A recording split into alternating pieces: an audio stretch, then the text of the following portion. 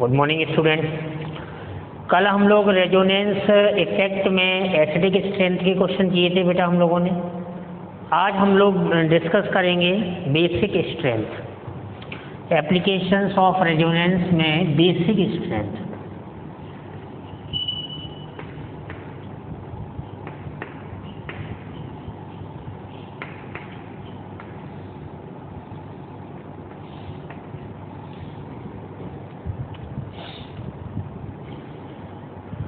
कोई भी इनऑर्गेनिक या organic molecule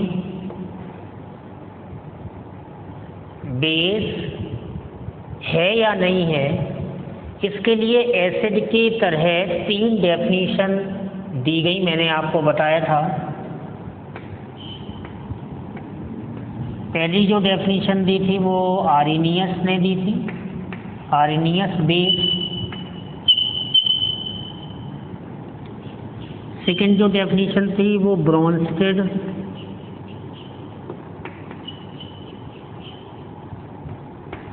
lorry concept.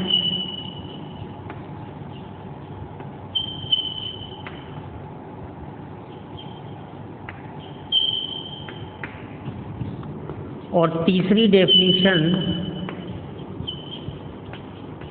Lewis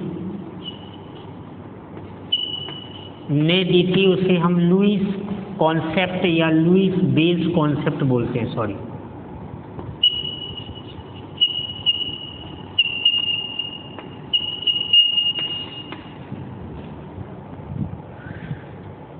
gentleman, आर्रेनियस base concept के according base gives up OH minus ions in aqueous medium।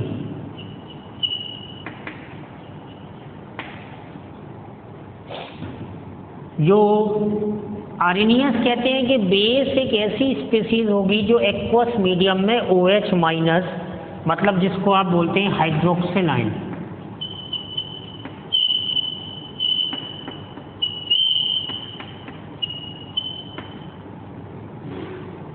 Bronsted लोरी क्या कहते हैं कि base is H plus, that is proton acceptor.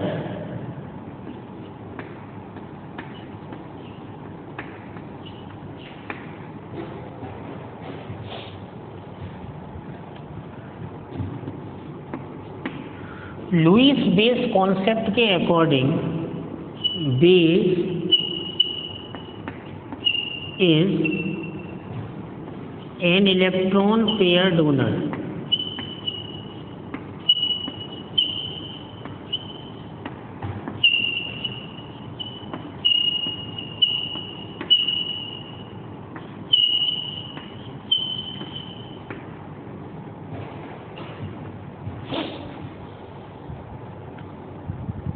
मतलब ये 3 डेफिनेशन आपको ध्यान रखनी है। और एक बात ध्यान हमेशा रखनी है कि जो बेस होगा, मान चलो अमोनिया है gentleman, this one is ammonia, तो जो बेस होता है वो नॉर्मली प्रोटॉन एक्सेप्टर होता है H प्लस। तो जब ये H प्लस को एक्सेप्ट करता है तो बेस के केस में कैटायन बनता है।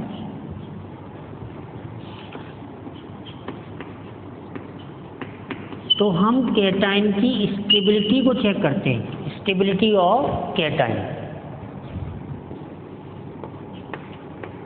Basic strength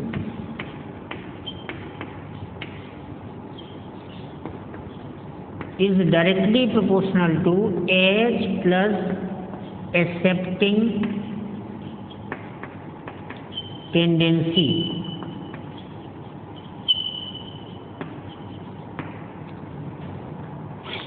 is directly proportional to stability of cation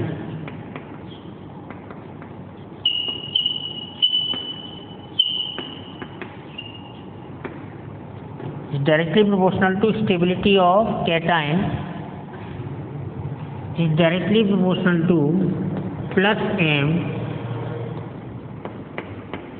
plus I and inversely proportional to minus m minus I effect.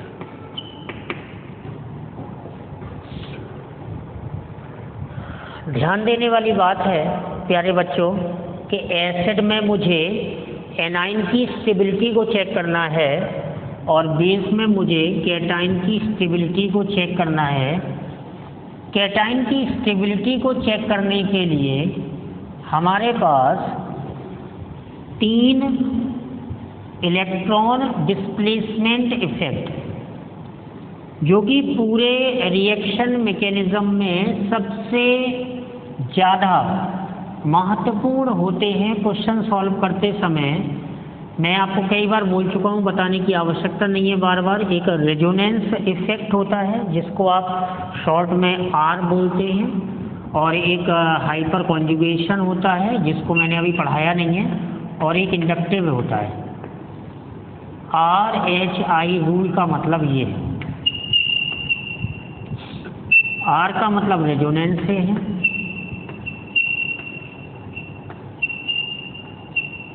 और मीजोमेरिक इफेक्ट,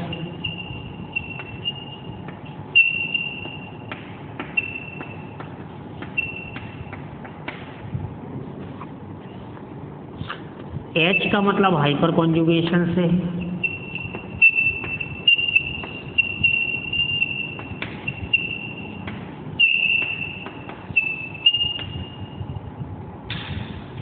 और I का मतलब इंडक्टिव इफेक्ट से। सामान्यतः हम रेजोनेंस इफेक्ट और इंडक्टिव इफेक्ट की मदद से एसिडिक स्ट्रेंथ और बेसिक स्ट्रेंथ को डिस्कस करते हैं। हाइपर कॉन्जुगेशन का बेसिकली कोई रोल नहीं होता है, ठीक है ना। तो रेजोनेंस और इंडक्टिव इफेक्ट मतलब प्लस आई और माइनस आई। तो ध्यान देने वाली बात है कि जो बेसिक स्ट्रेंथ होती है, मतलब basic strength directly proportional to plus I और प्लस आर, और जिसको आप बोलते हैं plus M effect.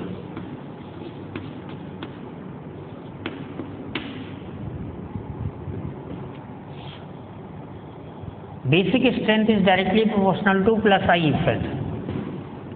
Basic strength is inversely proportional to minus I minus R और माइनस एम इफेक्ट।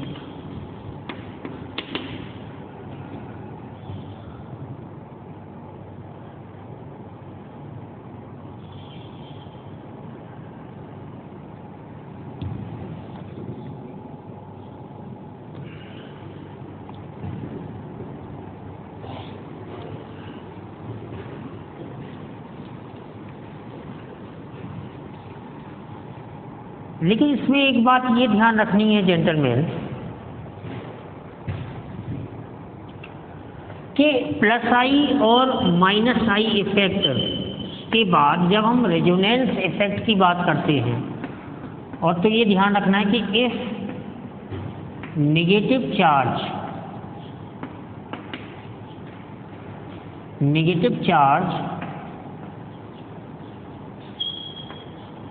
और लोन पेयर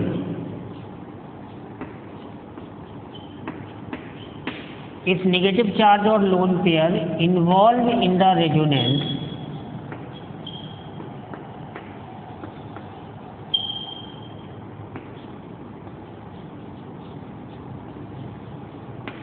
then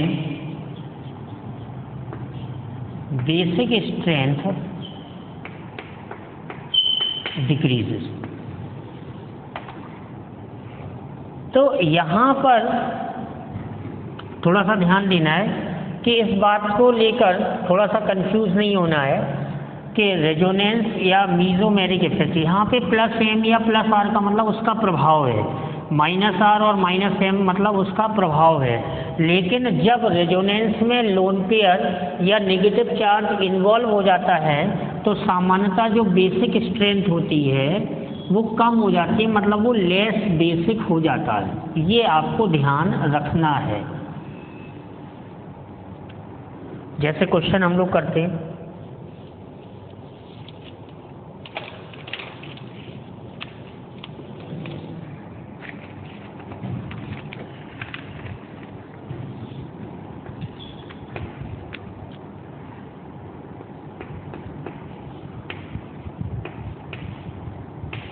अमोनिया है,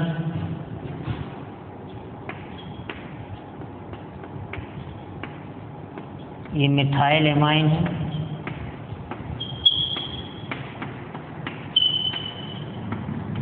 ये इथाइल एमाइन है। तो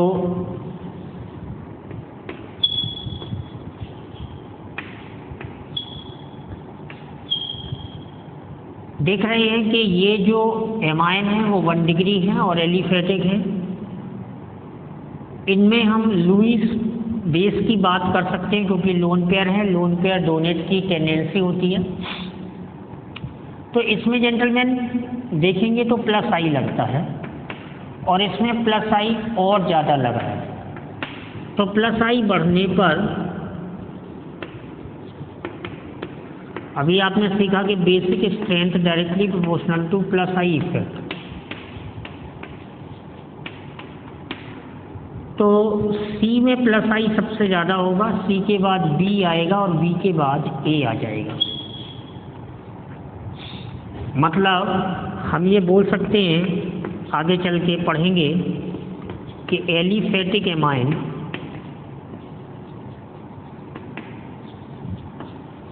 आर मोर बेसिक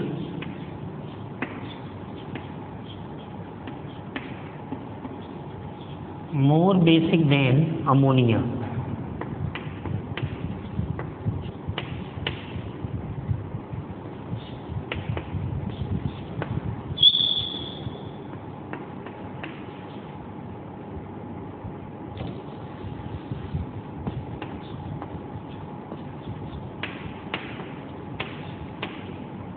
ये 1 डिग्री एमाइन है,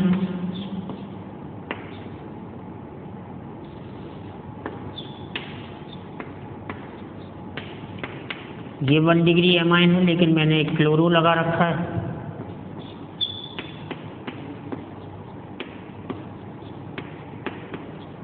ये 1 डिग्री एमाइन है लेकिन मैंने फ्लूरो लगा रखा है। फ्लूरो मतलब माइनस आई प्रभाव देगा। जेंटलमैन रेजोनेंस नहीं पाया जा रहा है और इसमें ये प्लस आई प्रभाव देगा। तो इसका आंसर हम क्या लिखेंगे? प्लस आई वाला सबसे ज़्यादा बेसिक होगा और माइनस आई, एफ और Cl में किसका माइनस आई ज़्यादा है? एफ का। तो C सबसे बेकार बेस हो जाएगा, मतलब A greater than B greater than C।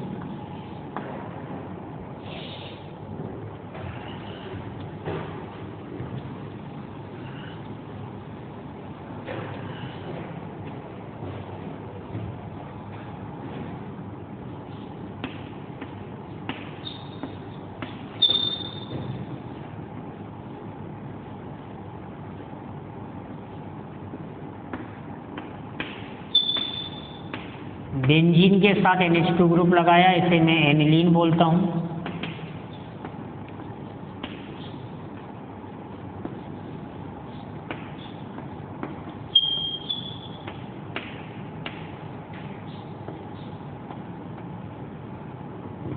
ये 2 डिग्री एमाइन है।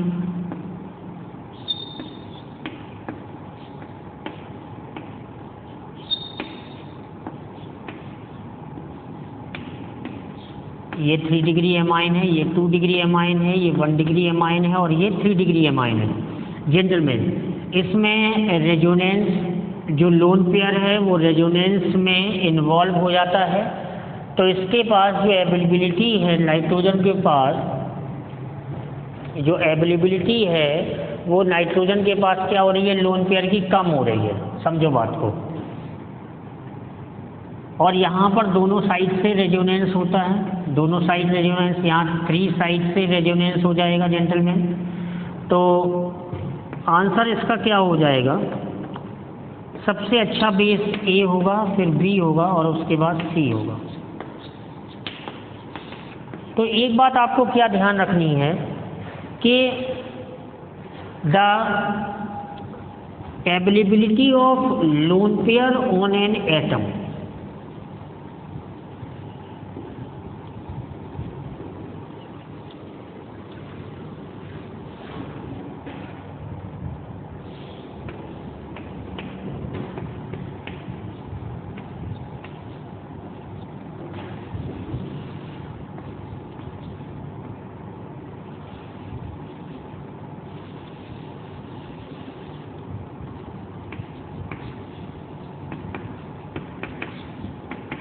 availability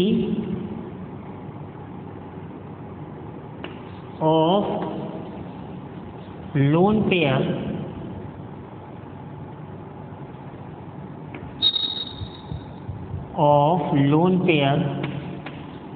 or presence of lone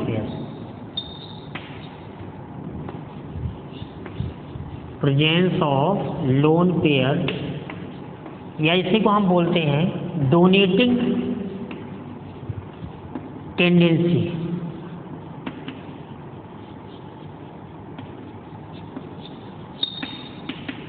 of lone pair और इलेक्ट्रॉन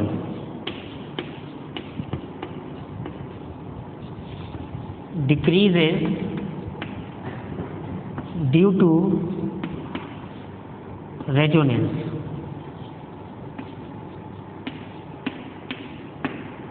जब लोन पेयर जेंटलमैन रेजोनेंस में इन्वॉल्व हो जाते हैं, तो होता क्या है, वो लोन पेयर, वो electron pair then electrons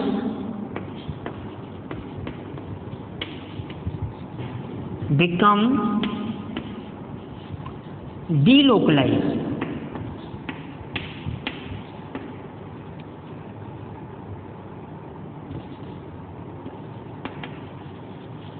delocalise हो जाते हैं। अब ये जो इलेक्ट्रॉन है, अगर आपसे पूछता है इन तीनों केस में कि ये कैसे इलेक्ट्रॉन है, तो you can say that Dl है डीलोकलाइज, Dl डीलोकलाइज इलेक्ट्रॉन। तो डीलोकलाइज इलेक्ट्रॉन का मतलब ये है कि लुईस कहते हैं कि उन इलेक्ट्रॉनों को आसानी से डोनेट नहीं किया जा सकता, तो बेस तो बेकार होंगे। समझो बात को आप। तो पॉइंट ये ध्यान रखना है। अब क्या होता है, जैसे बोले आप, कुछ बच्चों को कन्फ्यूजन होगा कि सर अभी आपने लिखा था कि +m या -m का रोल प्ले होगा, -m के इन्वर्सली प्रोपोर्शनल होगा। बिल्कुल बेटा, मतलब -m मतलब उसका रिलेशन बनाया जा रहा है -i के साथ, बस ये कारण है। बाकी अगर लोन पेयर रेजोनेंस में जा रहा है तो वो डीलोकलाइज इलेक्ट्रॉन है, electrons become delocalize. So you can say that delocalize electron are more basic,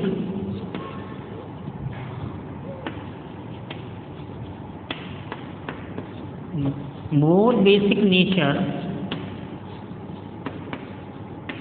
than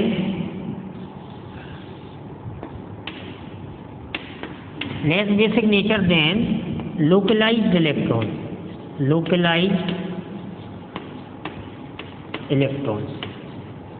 जैसे अमोनिया। तो अगर अमोनिया से मैं कंपेयर करूंगा तो जो एनिलीन होगा, aniline is less basic than ammonia.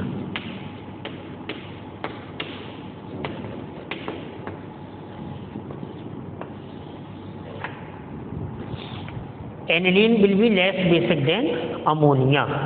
तो डीलोकलाइज इलेक्ट्रॉन और लोकलाइज इलेक्ट्रॉन में डिफरेंस आप समझिए कि जो डीलोकलाइज इलेक्ट्रॉन होगा, मतलब ऐसा नेगेटिव चार्ज, ऐसा लोन पेयर किसी भी एटम पर, किसी भी ग्रुप में नेगेटिव चार्ज या लोन पेयर यदि रेजोनेंस में इन्वॉल्व हो जाएगा तो फिर आप उसे डीलोकलाइज्ड इलेक्ट्रॉन ही बोलेंगे, और अदरवाइज वो इलेक्ट्रॉन क्या होगा, लोकलाइज्ड होगा।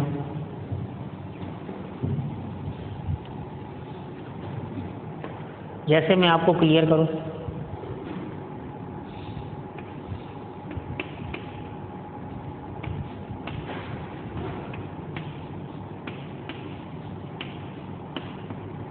ये एलाइलिक कार्बेनाइन, एलाइल कार्बेनाइन।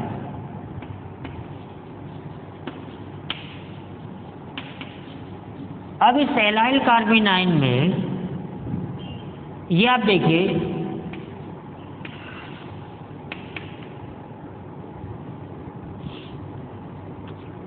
इसमें रेजोनेंस हो जाएगा और ये इसका एक RS बन जाएगा प्यारे बच्चों। तो यहां पर देख रहे हैं कि लोन पेयर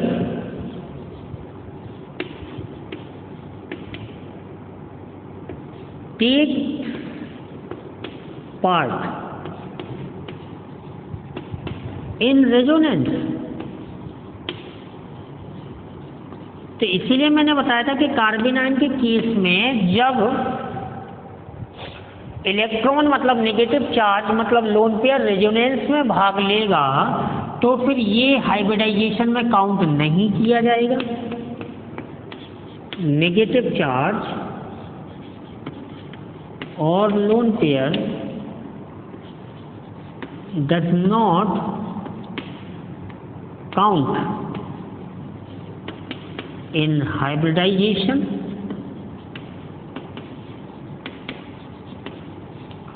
और अगर ये हाइब्रिडाइजेशन में काउंट नहीं किया जाएगा जेंटलमैन, तो यहां पर हाइब्रिडाइजेशन क्या होगा, sp2, sp3 नहीं होगा, क्योंकि देखिए ये कार्बन क्या हो गया, हाँ पाई बॉन्ड करेक्टर आ गया। तो कार्बेनाइन में हाइब्रिडाइजेशन sp3 भी होता है और sp2 भी होता है। ये देखिए, अगर मैं इस कार्बेनाइन की बात करता तो यहां पर रेजोनेंस नहीं है,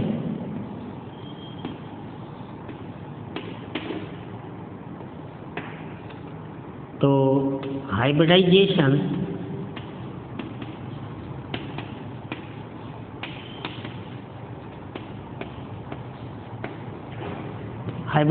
क्या हो जाएगा, sp3 हो जाएगा।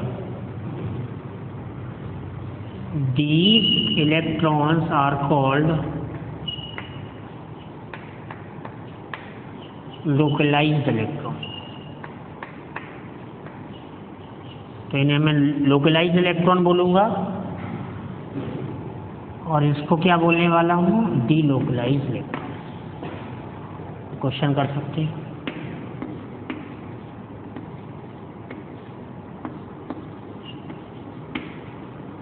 तो अगर इन दोनों में देखेंगे तो ज्यादा बेसिक कौन होगा, ये दोनों भाई।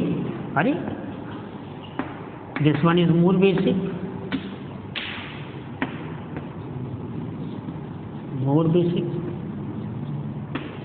ओके, यस, प्लस आई लगा। और यहाँ पे क्या लग रहा, minus I. This factor is minus I. ये देखिए कोई भी पाई बॉन्ड नहीं है, ये लोकलाइज्ड इलेक्ट्रॉन है।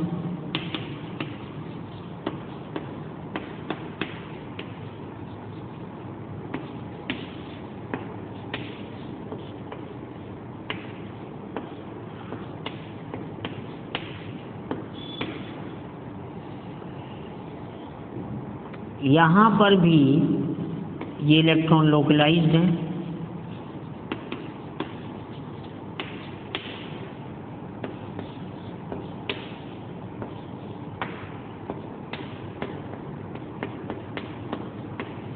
यहां पर भी ये इलेक्ट्रॉन लोकलाइज्ड है।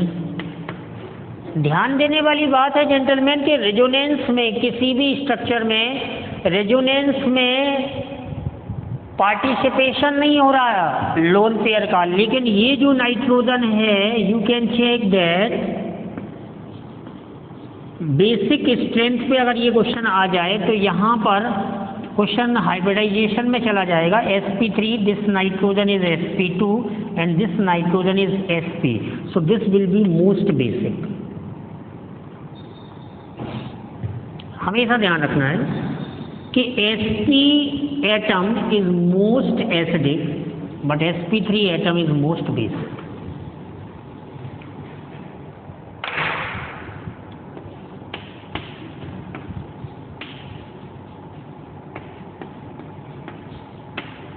sp3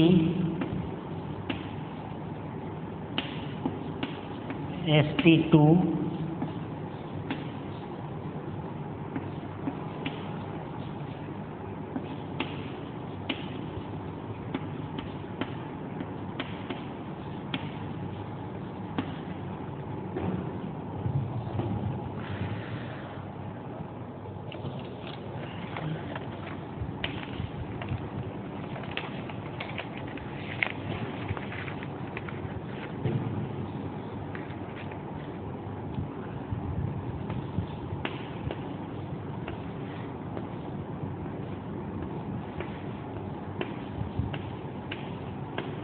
this one is aniline,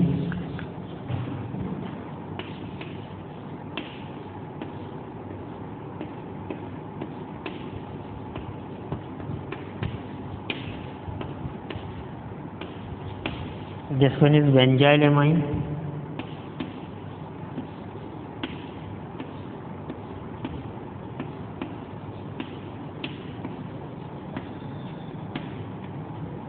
and this one is 2 degree and methyl aniline। तो देखें जेंटलमैन, यहाँ पर रेजोनेंस हो रहा है, लोन पेयर किस में जा रहा है, रेजोनेंस में जा रहा है। Lone pair is stabilized by resonance, lone pair is stabilized by resonance,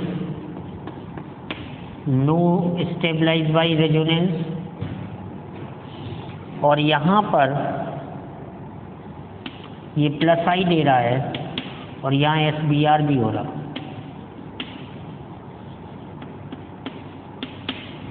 तो सबसे ज़्यादा अगर हम बेसिक लिखेंगे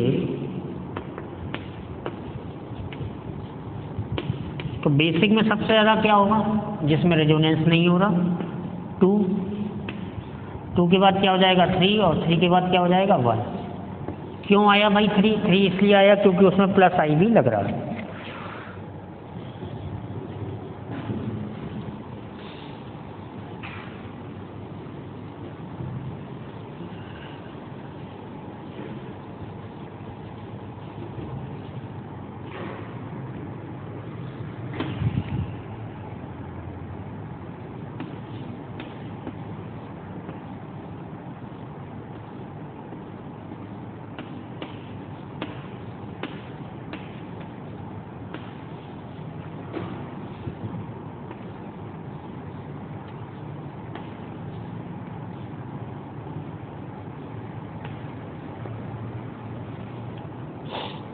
पायरिडीन है ये,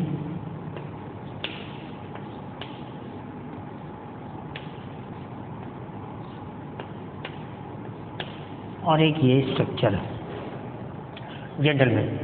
इसमें SBr हो रहा है, इसमें SBr नहीं हो रहा है, no SBr, more electronegative nitrogen sp2 है ये। इसमें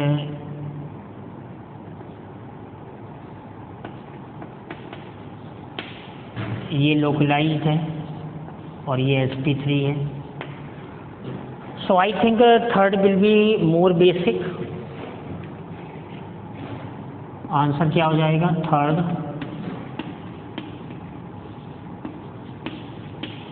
सेकंड और ये फर्स्ट। तो जेंटलमैन ये बेसिक स्ट्रेंथ पे आप क्वेश्चन कर सकते हैं। एसिडिक स्ट्रेंथ और basic strength very important phenomena to discuss the applications of resonance. तो हम लोगों ने रेजोनेंस के एप्लीकेशन है ना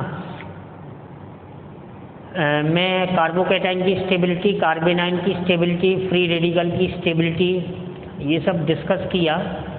रेजोनेंस के चलते हम एरोमेटिसिटी को भी डिस्कस कर सकते हैं, करेंगे, और हाइपर कॉन्जुगेशन और इलेक्ट्रोमैग्नेटिक के लिए वेट करना पड़ेगा, लेकिन उसको भी डिस्कस करेंगे। All the best.